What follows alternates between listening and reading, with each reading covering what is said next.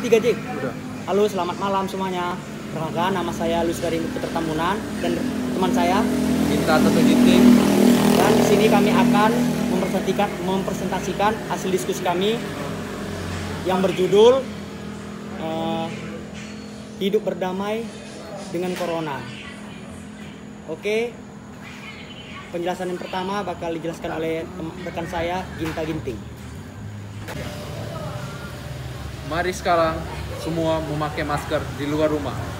Saat ini kita tidak tahu lagi siapa yang bakal sakit, siapa yang sehat.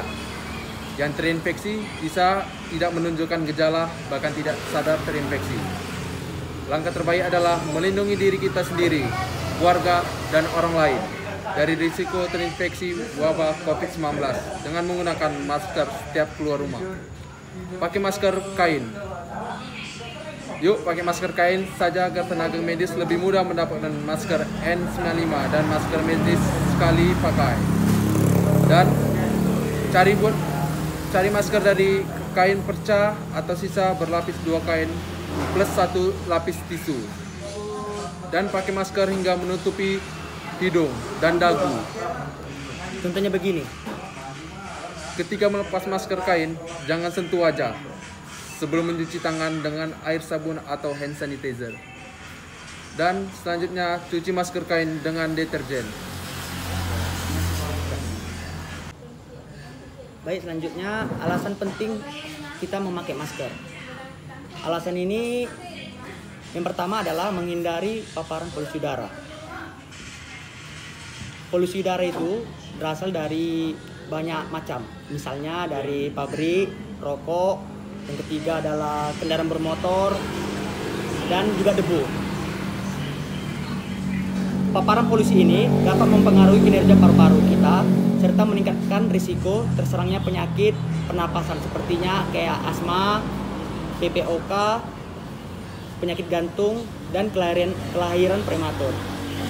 Yang kedua adalah mencegah penularan dan penyebaran penyakit.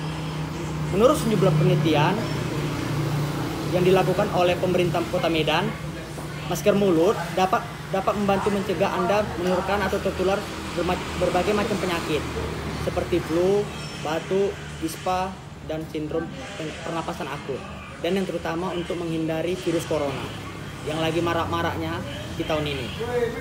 Yang ketiga adalah melindungi wajah dari efek negatif sinar matahari dan polusi. Alasan memakai masker mulut tidak hanya untuk menghindari virus COVID. Contoh lain juga supaya kita melindungi sebagian kulit kita dari efek negatif polusi, misalnya kayak komedo, jerawat, dan lain-lain. Selanjutnya adalah memilih masker mulut. Ada 2 jenis masker mulut yang dipakai secara umum, yaitu masker bedah dan masker N95. Masker bedah ini dapat melindungi saluran pernapasan dari percikan bersin dan batu orang lain. Kalau yang masker N95 itu dapat menyaring partikel di udara hingga 95%. Masker mulut ini dibuat agar pas dengan wajah sehingga tidak ada celah yang memungkinkan masuknya virus ke dalam mulut kita. Oke, selanjutnya akan dibacakan lagi oleh rekan saya, Ginta Ginting. Nah, jadi kita harus mengikuti prokes dari pemerintah. Jadi kita harus konsisten untuk tidak berkumpul atau berkerumun di luar ruangan. Nah, kalaupun setelah kita di rumah, kita harus mencuci tangan, patuh jaga jarak, harus kita jadikan gaya hidup baru. Ini menjadi tantangan buat kita semua. Harus konsisten untuk tidak berkumpul atau berkerumun. Ya, betul. Dan saya lanjutkan juga cara memakai masker yang benar itu. Yang pertama adalah menutup mulut, hidung, dan dagu Anda seperti yang kami contohkan ini ya. Ya Bapak dan Ibu, pastikan bagian masker yang berwarna berada di sebelah depan. Jangan terbalik. Yang kedua adalah tekan bagian atas masker supaya mengikuti bentuk hidung Anda. Yang ketiga adalah lepas masker yang telah digunakan dengan hanya memegang tali dan langsung buang ke tempat sampah yang tertutup. Yang keempat adalah cuci tangan pakai sabun setelah membuang masker yang telah digunakan ke dalam tempat sampah.